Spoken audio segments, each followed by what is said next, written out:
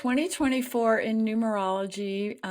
I've been studying numerology since 1980, and 2024 is an 8 universal year. And what that means is 8 is the number of power. You can think of it as a disruptor energy. It's about using power, whether it's for good or for bad.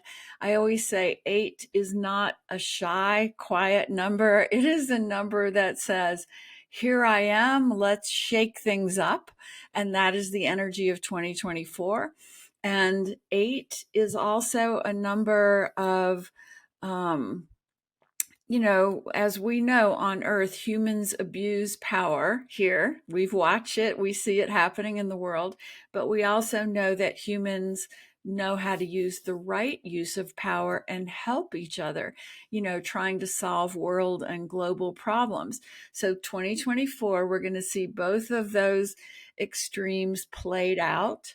And the question is, how do we all move through whatever's going to happen? It's going to be one of those roller coaster years around the world where big things will be shaken up.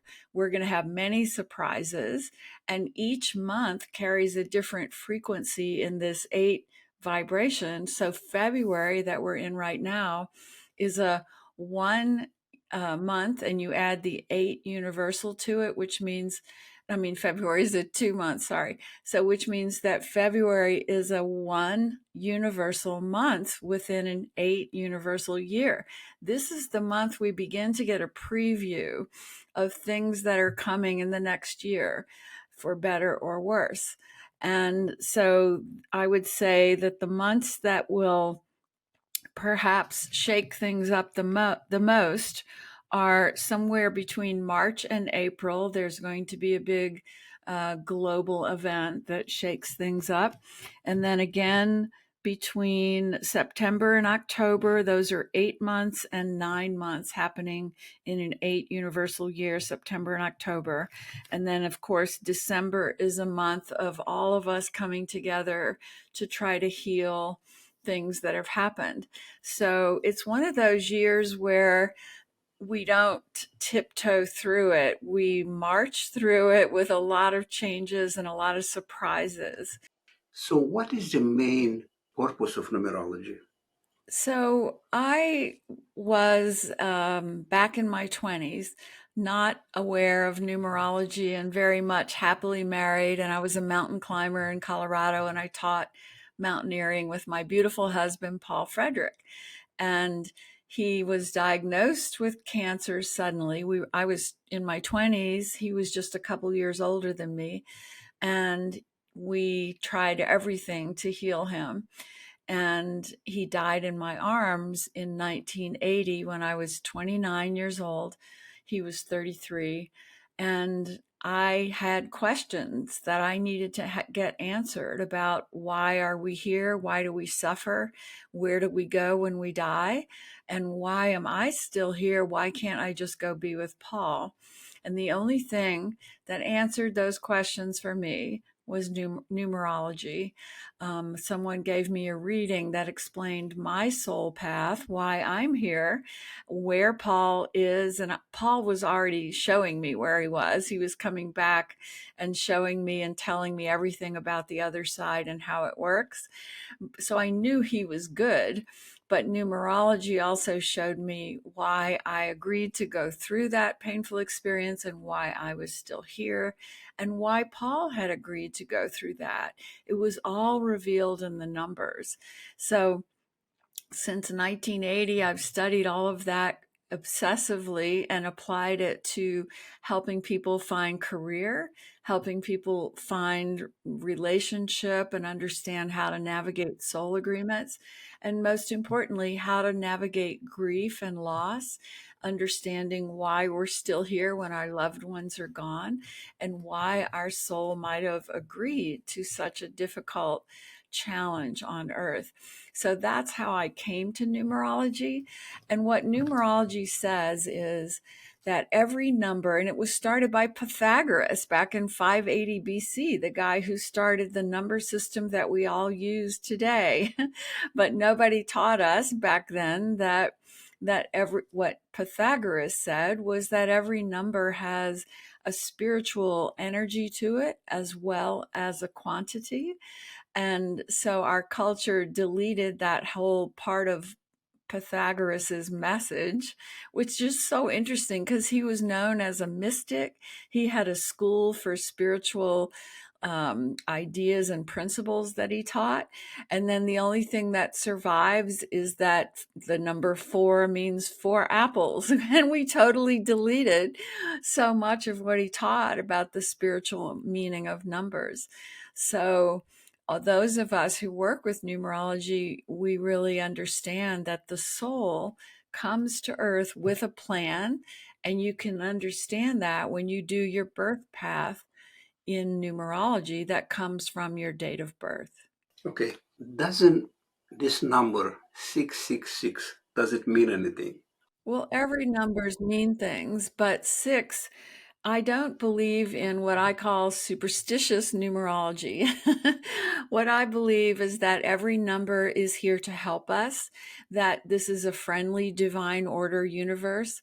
And so if we keep seeing a certain number, it's because our soul wants us to kind of wake up and pay attention to why we're here, what our purpose is, and how we're supposed to be living with the awareness that we all came here to do something good to help others.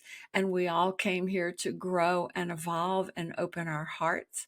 So the number six is the number of heart, of opening our hearts and connecting with each other, of caring about others. It's about, for example, the energy of being a mother, nurturing and caring for children. That's very six energy. And six looks like a nine upside down. And so when you think of the nine means surrender for highest good and trust that things are working for your favor, no matter how it seems. That's the energy of nine. And then the six says, open your heart, move through your own pain to see how you are a healer in this world. That is the energy of six. So if you're seeing the number six everywhere, you are being called to open your heart. You are being called to embrace the fact that you're here to heal the world rather than hurt the world. Now, let me ask you this. So, just before we started recording, we've been talking about the purpose in life. I'm going to ask this question here for the viewers. How can people find their purpose in life? So I'm going to use my birthday and your birthday as an example. So my birth path from my birthday is called the 22/4 Master Soul Journey. Now that just means that I agreed to come to Earth with a great intention to grow and make a difference. You came in on the Leo 7 path. That's a much more reflective, spiritual, analytical journey. You came to try to study and understand the nature of human life on earth and see beyond the surface of it. Many psychologists, many philosophers, many spiritual teachers are on the seven. And you have a Leo sun sign, which means you meant to bring your heart and love to the work that you're doing in the world. So you doing a podcast where you interview people and ask them about their journey, their spiritual awakenings, that's very seven path. That's very good for you to be doing. Your path also means you're intuitive.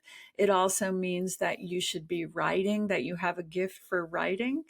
And ultimately, pursuing spiritual wisdom and sharing what you learn with the world. Now, my path says it's based in the number four. Four is a number of strength and hard work.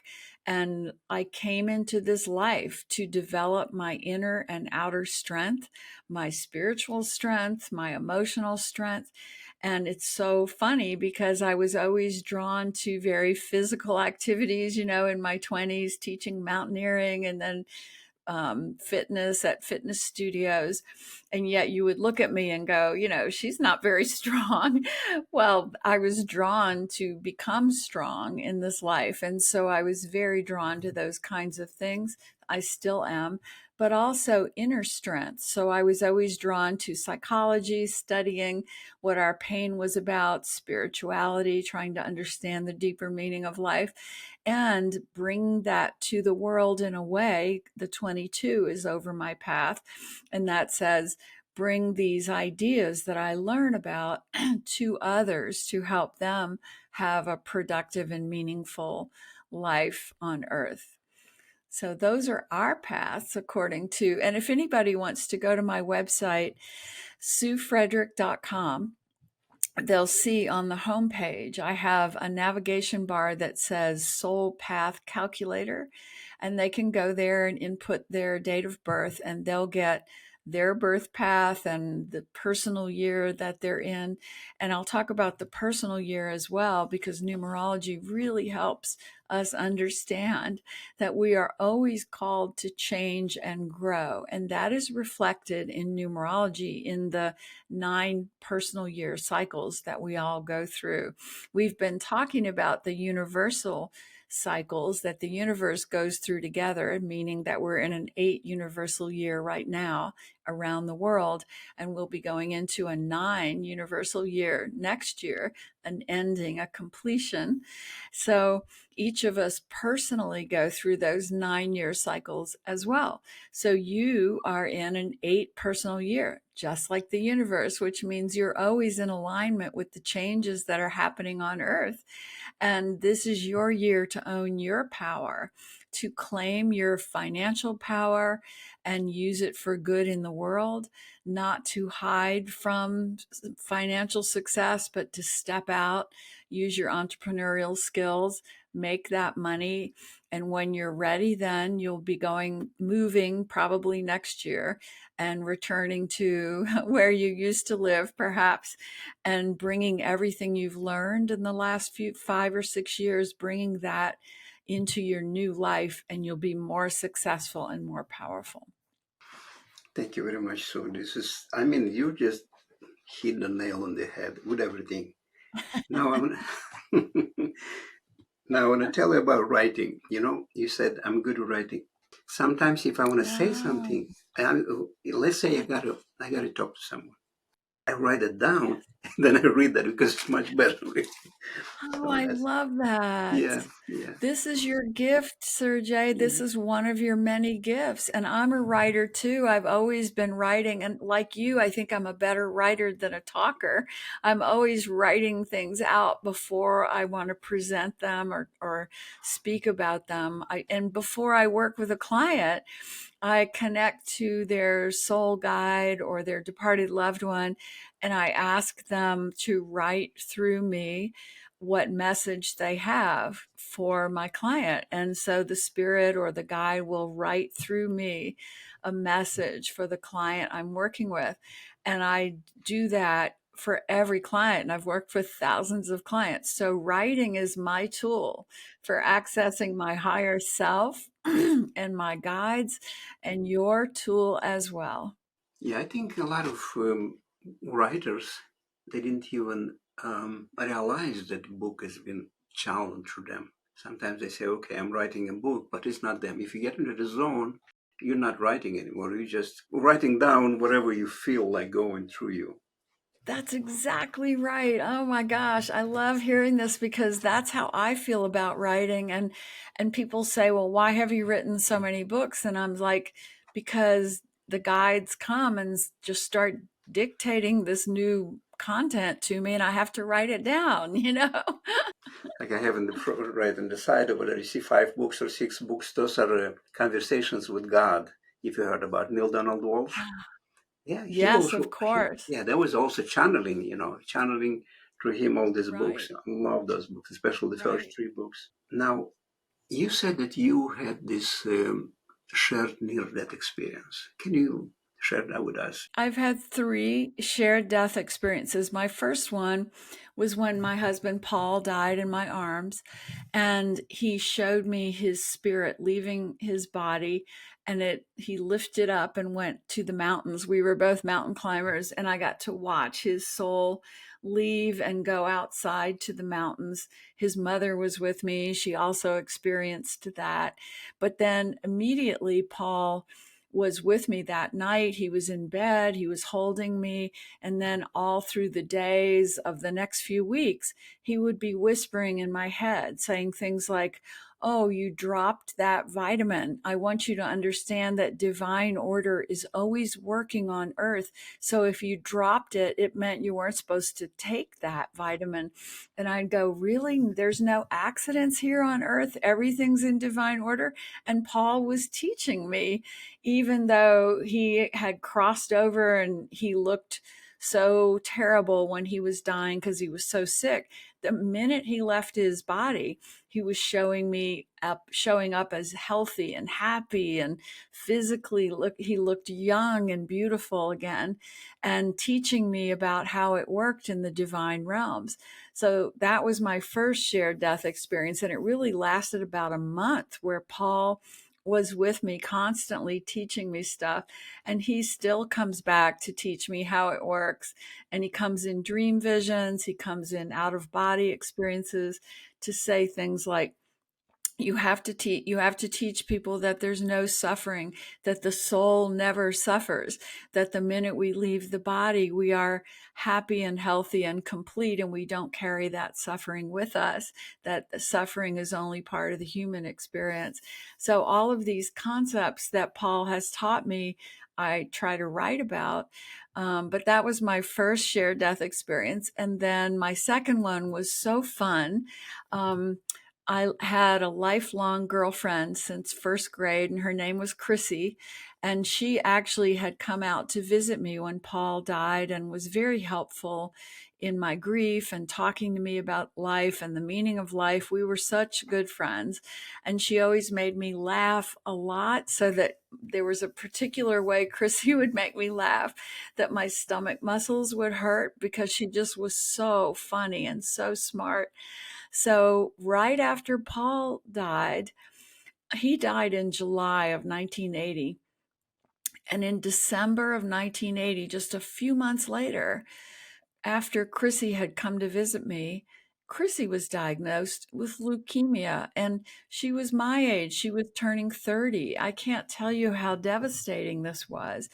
So Chrissy went through bone marrow transplant, all kinds of medical things, and we thought she was doing better, that she was in remission. And then I lived in Colorado. She lived in California. And so one night I'm sleeping, and all night Chrissy is with me. And she's taking me to fly around the world to visit some of our friends.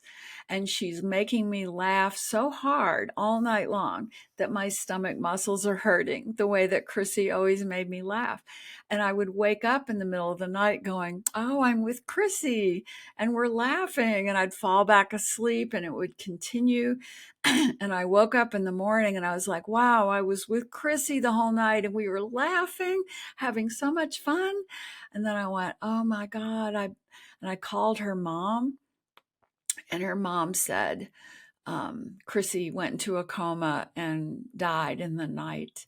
And I knew Chrissy had come to me right away, the minute she left her body, to show me that love and laughter are the frequencies of the divine realms, the frequencies of God consciousness, that there is no suffering once we're out of the body. And she had suffered terribly in the body with leukemia. But the moment she left the body, she was happy and laughing and making me laugh. And that was the greatest gift from Chrissy. And I can briefly tell you my third one from my dad.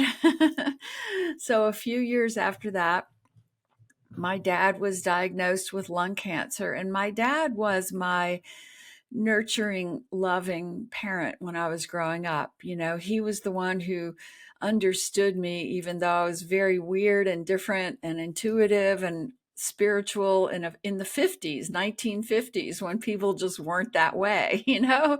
And he worried about me, how I would find my way through life, but he was always so understanding and loving. And then he was diagnosed with lung cancer, and he and I had many very extraordinary conversations of reviewing his life, talking about the parts of his life that he felt good about and the parts that he wished had been different. And that was like a soul review while he was still in his body. And then one day I knew that it was his day that he was going to be leaving his body that day. And my family was arguing about who needed to go home and take care of the grandchildren. All my siblings, we had kids, very young children. And so I was elected to go home and take care of the kids. And so I was mad about that because dad was my person and I understood how to help people cross over by then because I had lost Paul and Chrissy. Um, so I put the kids in the car and drove them home to my mom's house, got them down for naps. And then I sat down to meditate because I've meditated every day since the 70s. And the minute I closed my eyes and quieted my mind and meditated, my father showed up in front of me and he was healthy and happy and young and he was being funny and silly and making me laugh, and I hadn't seen him be that way for years because he'd been old and getting sicker. So I was like, Dad, you goofy guy, what are you doing here? And then I was like, oh no, Dad, what are you doing here? And I picked up the phone and called the hospital. And my brother Jim answered, and I said, Dad just appeared to me and he was happy and healthy. And Jim said, he's here in the hospital bed having a heart attack. And it's chaos because they're doing CPR, even though he was dying of cancer. And so it was a big mess in the hospital room. And I said, don't worry. He's not in that body. He's already free and happy and healthy. And he came to show me that. So that was another gift of a shared death experience, just to show me that we are not our bodies, that our souls are bright and beautiful and free and happy of no suffering in that divine realm, and that this physical world in the physical body is the hard part, the painful part of our journeys. Now, you said that Paul, your husband, he came to you after his death. Was he ever spiritual before he passed away? Oh, yeah, that's a great question. He had grown up as the son of a Christian minister, and his father was very dogmatic about teaching a very punishing God story, you know, the heaven and hell story of a punishing God that dogmatic Christianity teaches. And Paul was such an evolved soul that he knew that that was not who God was. And he had had a very painful relationship with his father, and he had left home as soon as he could. And so when I met him, he had already gotten a master's in divinity and then decided, no, I don't believe in fundamentalist Christianity. And he was studying Buddhism and all kinds of other things, and so was I. And so we often talked about, you know, is there a God and what is that God? And he was questioning it a lot because we were young. We were in our 20s and early 30s, and he was in his early 30s. And that is when people go, I don't agree with the ideas I was raised with, and they start studying and questioning a different spiritual view. So Paul was trying to figure out what, if there was a God, who was that God? And in the process of his suffering from cancer, he really found an inner knowingness that God was love and light. And he became a radiant, by the time he died, he was so full of love and light. He had forgiven his father. He had really achieved a higher frequency awareness. And then he left his body. And so he was ready to accept that there was life beyond the physical and that there was not a punishing God. And so that freed him up to really be able to learn right away and teach me right away how it all worked. Paul lived a short life. What do you think was his purpose to come into this earth? That was, of course, my big question. Why would this beautiful, smart, amazing man suffer and die in his early 30s? And the answer I have gotten through numerology and through talking to Paul and talking to my guides is that in this lifetime, Paul was on the 5 path, and that is a path of learning our lessons through the body. So a 5 path soul might choose suffering through disease, they might choose addiction, they might choose other forms of physical problems to move through in their lifetime as part of their learning process. And because 5 is the energy of being fully in the body, fully in the earth realm, and learning through that. And so Paul was learning. He was a mountain climber. He was all about being physical, and he was also, I believe his soul wanted to burn up some anger and negativity that he had not been able to burn up in other ways. And it came from other lifetimes, not just his current life. And so he chose a path of physical suffering. And many spiritual, if we go back and look at the real life story of Jesus, for example, he went through a time of great suffering at the end. Many evolved souls choose to go through physical suffering to burn up some inner negativity and release so that they, by the time they transcend, are completely aligned with love and God consciousness and higher frequency. Those are brave and powerful souls who choose that. That's what he tells me is the reason. And I chose to witness it and walk it with him because I intended to learn to be strong, to seek meaningful answers, to understand that the physical world is not all there is, to have the gift of wisdom handed to me through Paul and Chrissy and my dad. And then when I was strong enough to be able to turn around and teach and share that with others. And that's my path as a 22-4 birth path. Okay, if I may ask you, you mentioned before we started the interview, you said that you get messages channeled through you from a divine being. So let me explain my long time relationship with channeling. It started by writing, like you and I were talking about. I would hear the voices and I would start writing what they were showing me. And that has gone on my entire life, right? Because I was a professional writer in my 30s and 40s. I wrote for magazines and health websites and everything. So I've been writing my whole life and then writing books. So I was very used to hearing the voices and then putting them to pen and paper, putting them into writing. But in the last few years, when I would hear those voices, they came from this high frequency that I identify now as the angelic realm souls. And they were telling me things about Earth and about my role on Earth and why I came to Earth from those angelic realms. And so I would ask a question and they would start speaking their answer through me rather than me having to write it.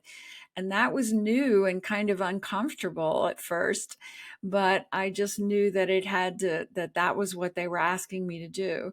So then I would start recording these angelic realm channeling experiences. And I'll also say that an angel showed up in my bedroom, which really encouraged me to believe it. And I have a picture of that. It's on my website, suefrederick.com. And this angel was so clear and so vivid and so loving. And I was able to take a picture of it.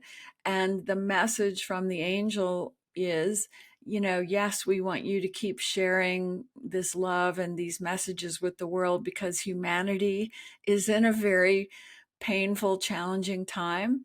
And we want you to help humanity understand that we are here to help humanity. The angelic realm cares about humans infinitely. and they are here to help each of us. So, what is the question you would like me to answer in my channeling today? Okay, my questions are very, very simple and down to earth. What's the outcome of this war that's going on in Eastern Europe right now between Ukraine and Russia? So, let's take a breath and breathe into that. And I'm going to ask the angels to come through me and answer that.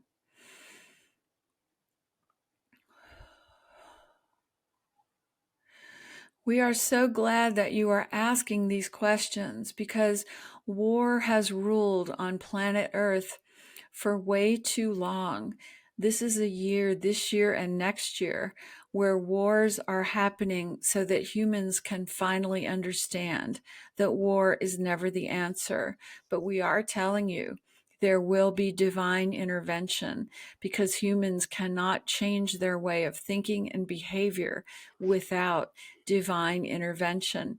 And that may look like angelic wisdom helping people who are in power, but it may also look like beings from another galaxy who are very highly evolved, who understand that war is never the answer, who understand that Earth is needed to survive.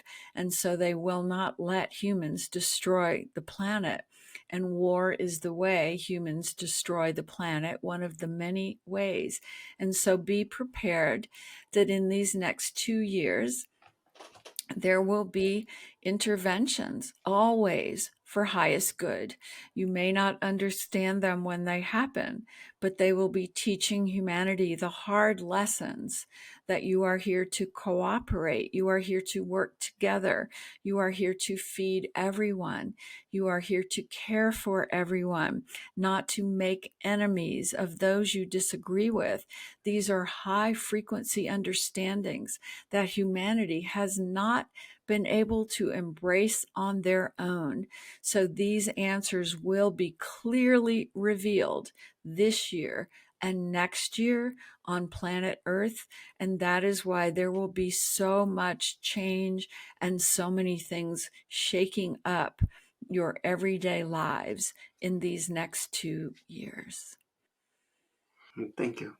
Now I would like to ask you one more question. It's about numerology. Mhm. What should we pay attention for in our everyday life as far as numbers? So we be aware of the numbers. Yeah. Well, the first thing, everybody really needs to understand their soul mission, their soul path. So, go to my website and put your birth date into my soul path calculator, SueFrederick.com. And then you can read my books, or I have a numerology workbook you can read. It's on Amazon, and it will help you understand what your path means. Sacred Numerology. And I teach classes about it constantly online on Zoom. And so get your own path figured out first. That's the most important thing. It will help you find your career, your purpose, your meaningful work. Then what you want to understand is, where are you in those 9-year reinvention cycles? Because they tell us everything about if we're supposed to be changing our direction right now, or if we're supposed to be digging in and working hard. So if you know you're in a one personal year, you know it's the beginning of a whole new cycle, and you've got to plant some seeds for a new direction for your career, for your life. And so that one energy helps you get the new started. And on up through the next 9 years, you're being pushed to grow in a different way in every personal year. And all the meanings of those numbers are in my books and my workbooks and my classes. And then we each hit a 9 personal year, and you'll be hitting a 9-year next year. And when we hit that 9 personal year, we have learned what this cycle was teaching us.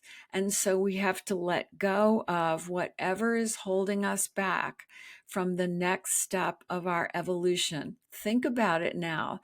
This year is an 8 universal year for the world. Next year is a 9 universal year for the world.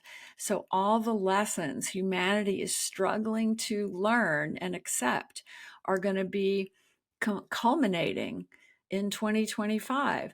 So our planet will shift. Humanity's consciousness will shift. So many things will change, but it will all be pushing us up to the next level where humanity can step into, whether you call it 5D or you call it higher frequency, higher vibration, more awakening, more enlightenment, more conversations with divine consciousness, God. This is all happening here in the next 2 years so that humanity can finally shift to become the potential that we came here to be. Okay, now talking about your books, if you can mention where can people find more about your work, about your books, because you wrote a lot of books. I've been going through your website and Yeah. reading that. So if you can mention I've that for written a our, lot of books. yeah. So anybody can go to either my website, SueFrederick.com, and all my books are listed there, or they can go to Amazon.com and all my books are there. And I have written years ago a very popular book on finding your true work. It's called I See Your Dream Job, and it uses numbers and birth paths to help you find your career. And then I have books about relationships, books about grief, and my newest two books are Through a Divine Lens, and I can show it to you. And this one is my very channeled book about stepping into your higher self to navigate your life and your world. And then my Sacred Numerology workbook to help you understand the meaning of the numbers and to figure out your path and your personal year cycles and all of that. So if people go to my website, they can access all of that, and it's SueFrederick.com. Okay, one more question. So are you afraid of death? Oh no, I'm not afraid of death. My God, it's the living part that's hard. Are you kidding me? I mean, every time I think about, geez, I'm in my 70s now. Like I am so ready to go to the divine realms, but the higher beings keep keeping me alive and telling me I have more work to do, and I'm like, really? Like, haven't I accomplished what I came to do yet? Can't I just leave and get out of my body and go be in spirit? But I have learned that there are no accidents. Everything is your soul's choice. So my soul planned my birth moment and my soul planned my exit moment. And I may not consciously know when those are, but when it's meant to be, when I've accomplished what I've come to do, my soul will leave. And for me, it will feel like coming home. I have no fear of it whatsoever. Yeah, that's the exact message I heard from I interviewed over 25 near-death experiencers, and they basically say the same thing. They just came here with a purpose, even though sometimes I get these questions in the comments. Why, if we have a free choice, people are pushed back here? I mean, the people that had Let near, me answer this. yeah, Let please, me yeah. answer this. When we are souls in the divine realms, we are all in a place of wisdom and learning and higher consciousness, no pain. We are all completely unconditionally loving ourselves and each other because that's the nature of God consciousness. And then there is a call that comes out that says, who is willing to go to the earth realm and be incarnate as a human, not only to push your own soul's growth so you can be more enlightened and help more people, whether you stay in the divine or come to earth, but when you come to earth, you agree because you're part of the collective here, you agree to help everyone grow and evolve. And so, Sergey, we raised our hands and we said, okay, I'm willing to go. And our guides said, do you understand that Earth has a lot of suffering? It's a very painful and difficult place, and many people forget. They forget their purpose. They forget their soul mission. They forget that they're a divine being when they get to Earth. So are you sure you're willing to do this? And guess what? We said yes. We said, I'll do it.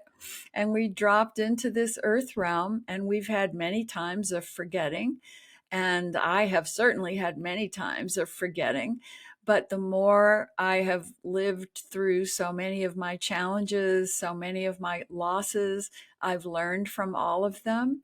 And now I can say, I truly understand and remember every day that I'm a divine being who came here on purpose, like everybody else, and that I've got to get my great work done. And when it's done, I get to leave the body and be free of pain and suffering. So let's get it done, people.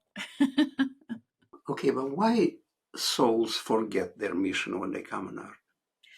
I know. And that's what we're trying to change here on Earth. When people talk about 5D consciousness, right? What humanity is trying to do on Earth is push this dense, heavy energy of Earth to a higher frequency. In those higher frequencies, we remember who we are, and yet we're still on Earth. So we remember that we're divine beings. We are able to feel that unconditional love running through us. We feel connected to everyone. We open our hearts. We try to solve problems and help each other.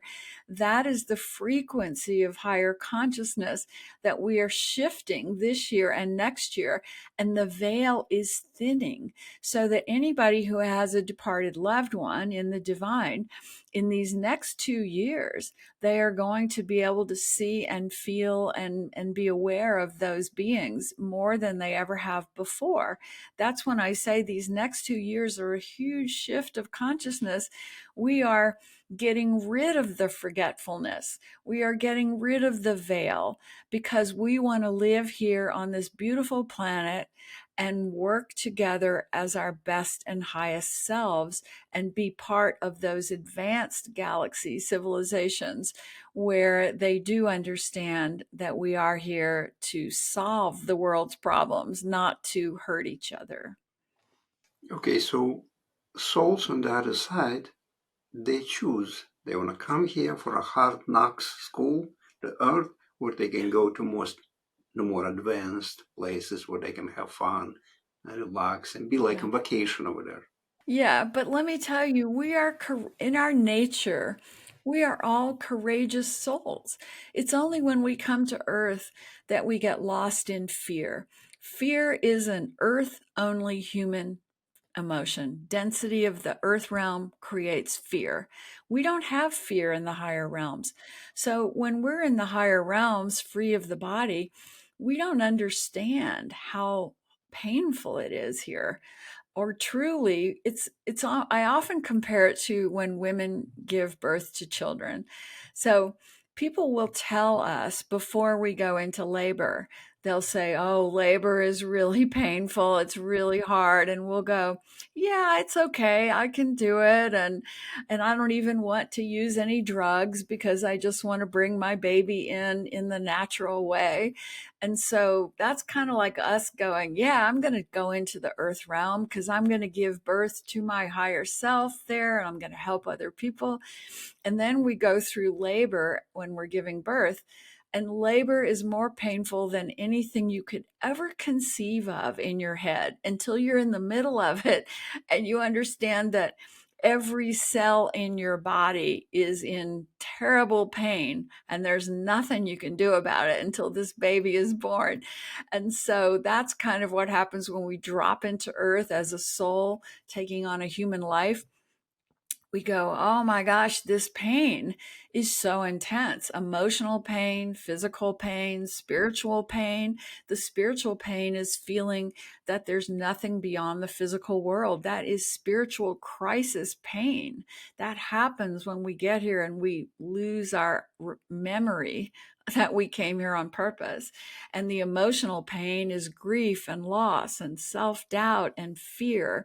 And the physical pain, it's because our body isn't made of our soul's material. It is a brief and delicate system in the physical body. And so illness and injury is part of it until we can shift it up to a higher frequency, which is what we're trying to do. Okay, so souls come here for hard lessons so they can evolve. Like, for example, I have one guy here, he helps me around the house sometimes. He's so poor.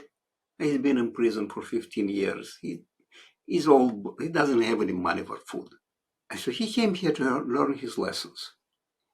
There is another person who came here, let's say Elon Musk. He came here, he became the richest person on earth, but he has his hard knocks too. He has problems too.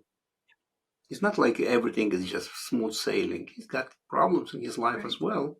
Here's the deal.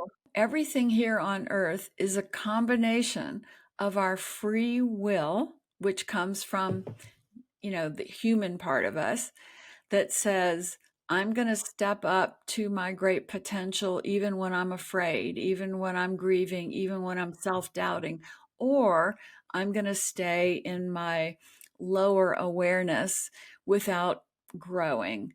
That is our free will here. So even if we come in with a huge task that our soul wanted to accomplish to change the world, every step of the way here is our free will choice. Are we going to step up or not?